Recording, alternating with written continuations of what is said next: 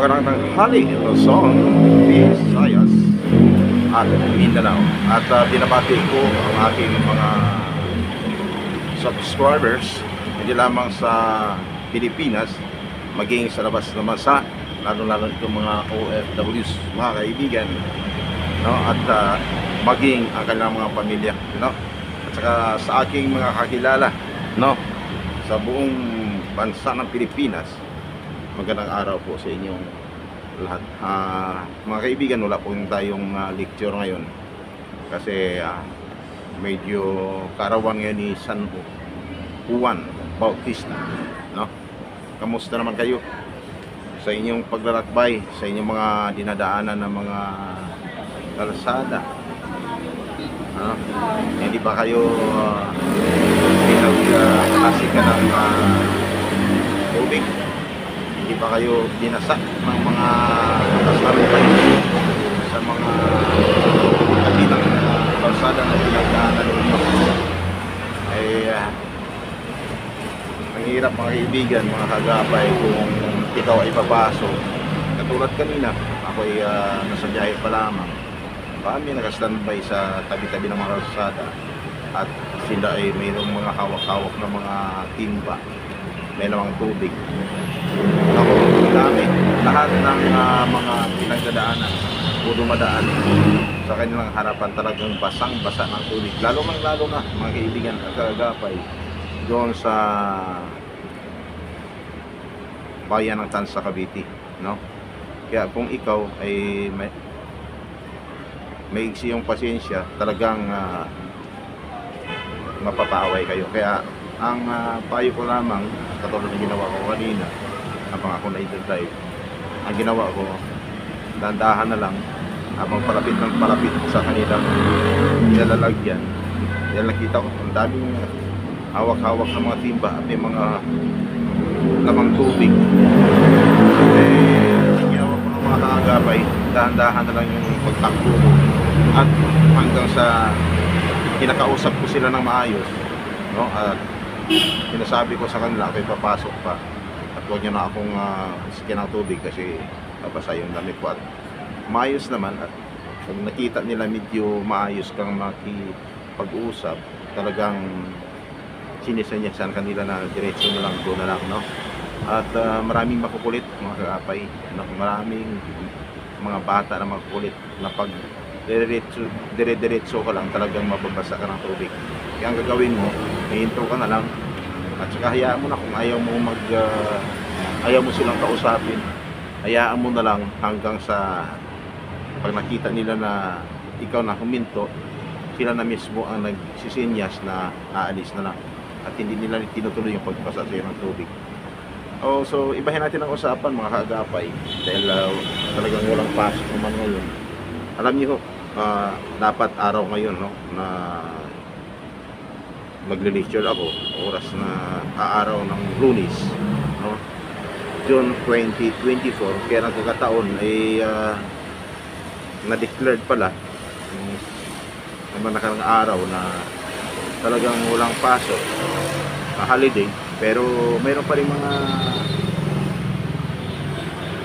opisina, mga tanggapan na nagbubukas at para pagpatuloy ang mga transaksyon, lalong-lalo na yung mga recruitment agencies. So ang iba may pasok, ang iba wala. So ngayon ang pagkakataon, dahil wala namang tao ang kaming i-lecture, kaya ito, pagkakataon, talakayan muna tayo.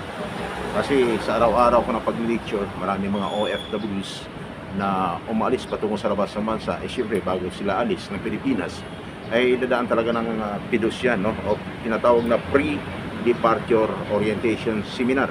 Ito po ay isa sa mga batas ng ahensya ng gobyerno na ipinapatupad sa pamagitan ng UWA na kailangan ng isang OFW bago sila umalis ng bansa, dapat dumaan ng tinatawag na Pre-Departure Orientation Seminar.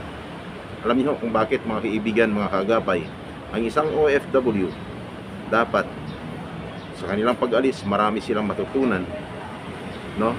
At upang kanilang malalaman yung kanilang dapat gawin pagdating sa labas ng bansa. Kasi sa ibang bansa o sa labas ng bansa, maraming ipinagbabawal mga kaibigan, no? Maraming batas, iba ang batas ng Pilipinas at iba ang batas ng bansa na kailangang patutunguhan. Kaya upang magiging matagumpay ang kanilang pag-alis, magiging safe sila, mga kagapay, dapat dumaan ang tinatawag na pre-departure orientation seminar. Kaya lang mga kagapay, no? Ang purpose doon, malalaman nila yung tinatawag na do's and don'ts, no? Then yung kanilang pwedeng dapat gawin at hindi dapat gawin, at yung mga batas na kung ano meron sa labas ng bansa. Kailangan maiwasan nila na yan ay mabayulit nila. And then kailangan alam nila kung paano nila ipapatupad ang tinatawag na kanilang obligasyon yung sa kanilang pagtatrabaho. Kasi napakahigpit ang ibang bansa. Isang pagmamaliit mo lang mga kaagapay, at pag natiteknikal ka, dalawa lang, either ikaw ang mananagot or either yung employer mananagot. Okay lang kung ang employer may violation, pero pag ang isang manggagawa ang may violation mga kaagapay, talagang pwedeng mananagot, pwedeng masampa ng kaso, o pwedeng pagbabayarin ng kanilang mga pananagutan doon sa kumpanya sa loob ng 2 taon yung tinatawag na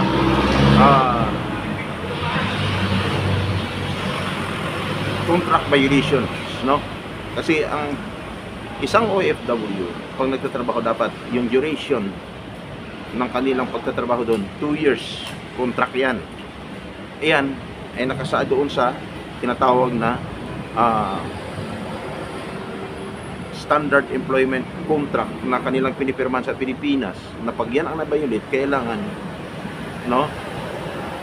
Pag nabayulit yan ng isang tinatawag ng isang OFW, talagang pwede silang tanggalin ng employer, no? At maaari silang makasuhan. Kaya napakahirap yung isang buhay OFW mga kaibigan, mga kagapay, kung hindi nasunod yung kontrata na kanilang pinirman. Iyan ay batas na kung saan kanilang pinirmahan, both workers at saka employer pumirma diyan, no? Yung tinatawag na bilateral contract or sign agreements dito sa Pilipinas pa lamang, no? Yan isang batas na dapat masusunod. Hindi lang ang isang OFW, magiging ang kanilang employer, kanilang companies na pinagtatrabaho dapat ay sumunod sa pinirmahang kasunduan dito pa lamang sa Pilipinas. Kaya hindi madali magiging buhay OFW mga kaibigan. So ngayon, alam niyo, so ibahin na naman muli natin ang usapan. Sila ay umalis. Magtatanong tayo, bakit kaya sa dami mga OFWs na umalis araw-araw, no, buwan-buwan, sa dami umalis mga kaibigan, mga agapay, pero halos kukunti na lamang yung mga bumabalik, no? Yung mga ex-abroad. Sa araw-araw na pag-attend nila ng training, pag tinanong natin mga kagapay, kukunti na lang ang bumabalik sa labas ng bansa. Bakit? Kadalasan, anong naging kadahilanan? Ang iba diyan, siguro, nasa labas pa ng bansa, at ang iba, mayroong nakakaranas ng problema na kung saan ayaw na nilang babalik pa sa labas ng bansa, kasi hindi po madali ang pagiging buhay isang OFW pagdating sa labas ng bansa.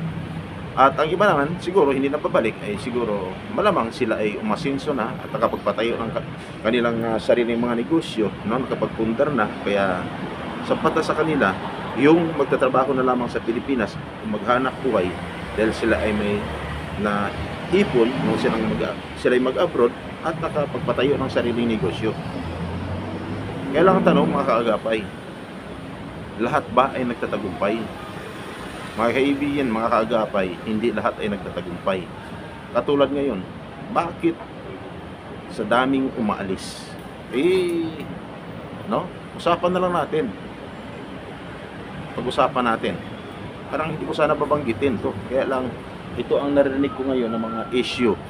Kadalasan, itong mulang nakaupo yung ating presidente, mahal na presidente, President Bongbong Marcos.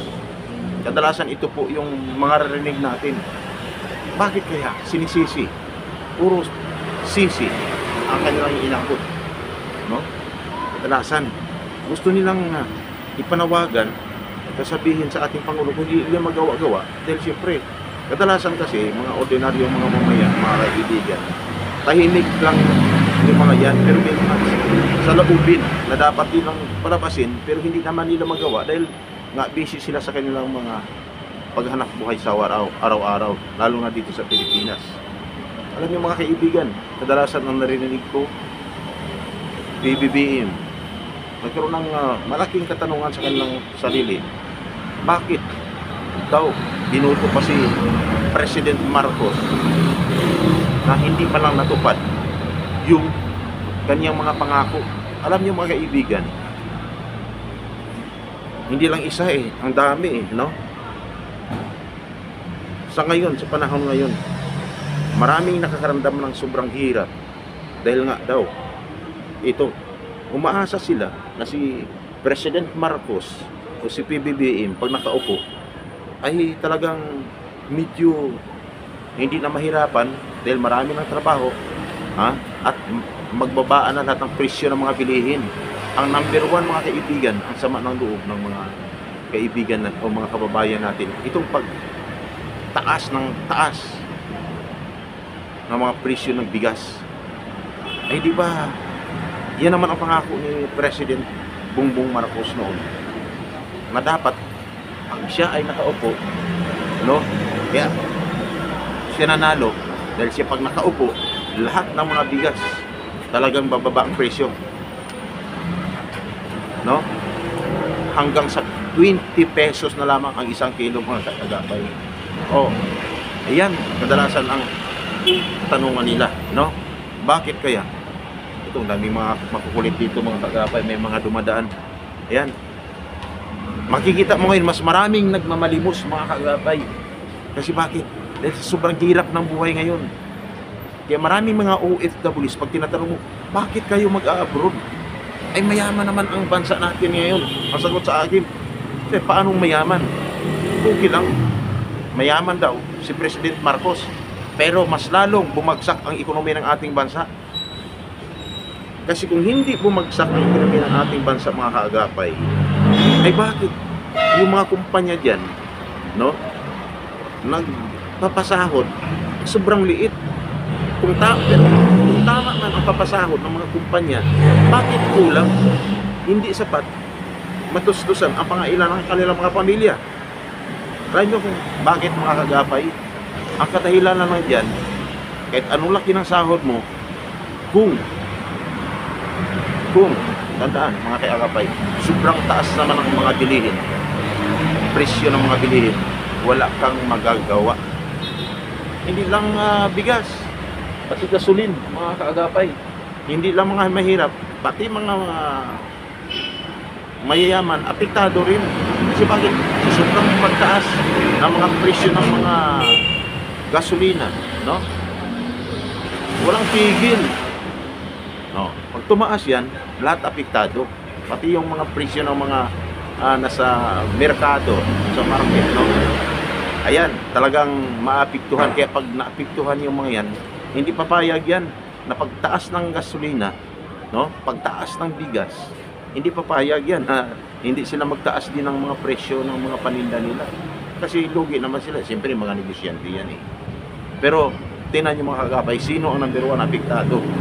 Yung mga nasa baba. Mga mahirap natin ng mga kababayan, no? Mga walang sariling negosyo, yung gusto lang kapagtrabaho. Kaya, mga kagapay, no? Obserbahan nyo, ilang taon na si PBBM na nakaupo sa kanyang tungkulin bilang isang leader ng ating bansa. Siguro ang gagawin na lang natin, pwede naman ipagdasal natin siya. Kasi pag ang gagawin ng buong sambayanan, hindi pa nga nakatapos o ilang taon pa lamang siya nanangkulan, talagang gagawa ng tayo ng paraan para siya babagsakin, kawawa naman. Hindi natin alam. Baka pagkatapos ng 3 taon na kanyang panunungkulan, magugulat na lang tayo. Mayroon pa palang mga programa siya na ipapatupad sa ating bansa upang lahat ay makaon sa kahirapan. Kasi nakita na naman natin halos lahat ng kayamanan niya, no, sa labas ng bansa, unti-unti na ang kanyang halos lahat ng bansa pinupuntahan niya, no. Kaya ganun na lang mga kakapay, no. So parang sabihin natin na wala siyang pakialam sa mga naramdaman ng kababayan natin, pero hindi natin alam talagang ang nilalaman ng kanyang puso at damdamin. May pakialam ba si Presidente Bongbong Marcos o wala? Kasi bakit? Hindi naman natin alam yung takbo ng isipan ng tao. Maraming issue na laban sa kanya, no? Mapakaliwa kanan ng mga issue nandyan, pero si PBBM, tama ang sinabi niya, ayaw niya ng gulo. Pero ang hirap pala, sabi ng iba, ang hirap pala pag ang isang pinuno ay medyo mabait, no, kulang sa tapang, ay walang nangyayari. In my part, pwede kong sabihin tama, pwede ko rin sabihin na mali, pero wala tayong magawa. Kaya ang gagawin natin siguro, no, sana sa mga nasa ilalim niya, dapat mag-observe din kayo. Hindi yung magsusunod-sunuran na lang kung anong mayroong naisipan ang Pangulo natin. Magsusunod-sunuran lang kayong mga nasa kabinete, kayong nasa mga mambabatas, hindi lamang sa Kongreso, pati sa Senado. Kasi bakit? Yung Senado at Kongreso, mayroon din silang kapangyarihan upang magbigay gabay sa ating mahal na Pangulo. Kaya siguro, ang gagawin natin, kahit sa ngayon, hanggang sa ngayon, no, walang tigil ang patot sa dahan, no, huwag na lang tayo makisali, mga kababayan, no. Mas lalong maapektuhan lang yung mga plano natin sa buhay, natin gawin, makapaghanap buhay. Eh pag sumali ka, sasabay ka sa mga issue na nagaganap ngayon, no, alam niyo naman, akala mo sobrang gulo minsan sa Senado, pati sa sa Kongreso. Kapwa politiko nagbabangayan. Pero sa totoo lang, mga kagapay, ang politiko ay parang isang game na kung ikaw ay marunong sa laro, talagang tagumpay ka, mananalo ka. Pero pag hindi ka marunong maglaro, wala ka, talo ka. Ganun din sa pag-politics ang pinag-usapan, mga kagapay. Alam niyo naman, palapit ang eleksyon ngayon eh. Mag-isip-isip na kayo. Kasi meron dyan, magaling, maingay, no? Talagang nagpapakita ng kanyang galing, no? Kasi palapit ang eleksyon. Pero pag wala, kung malayo pa lamang ang eleksyon, wala rin. Kailan mo, walang kwinta-kwintang mga issue, no, dinadala sa Senado o sa Kongreso. Hindi pa nga dumaan ang barangay ng iba dyan eh, no? Hindi pa dumaan ng kung anong mga sakay ng ahensya na gawin, katulad ng mga LGU, yung problema. Magugulat ka nun, sa Senate na. Tapos, ayan na. Pinapalawak yung isang issue, then, ayan na naman. Para sakyan na naman yung ibang mga politiko, no? No? Kanya-kanyang sakay, pagalingan. Sa totoo lang, ang tanong, ano ang nagawa nila sa ating bansa, no? Nahihingay lang eh. Itong namang mga kababayan natin, pag-uras ng siyempre, naniniwala na magaling sila. Kaya kung sino pinakamagaling, yun ang binoboto pagdating ng halalan. Kaya pagdating naman ng sila ay nakaupo, no? Kasi naniniwala ka sa mga pangako, ayun.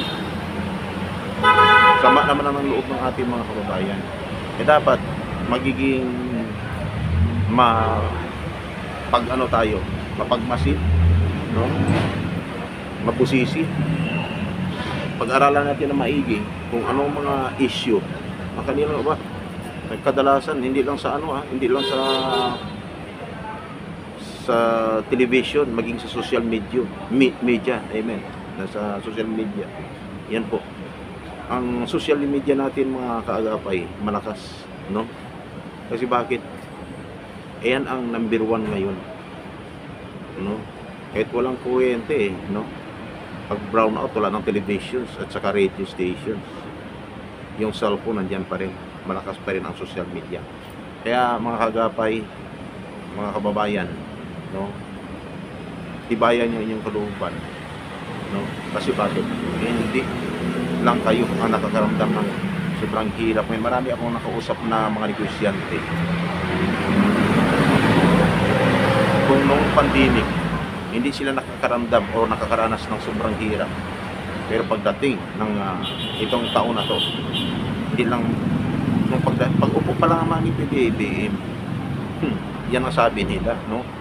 Sabi ng karamihan, nakakaramdam sila ng sobrang hirap, halos gusto na lamang nila magpakamatay dahil sa hindi nila inasahan ang problema ng kanilang mga na-encounter sa ngayon. Kaya ang daming nagsasuffer ngayon ng mga kabay. Number 1, ito,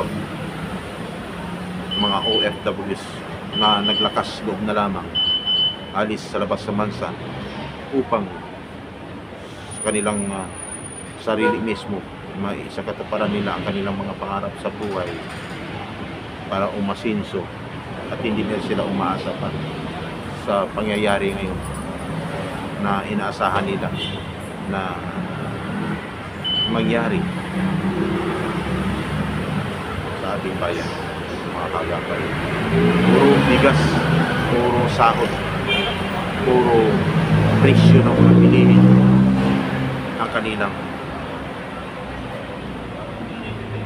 ang kanilang inirepla or ay nasa isipan nila ngayon ang sa kanilang mga kalooban, mga ang hirap mga kaya maraming salamat.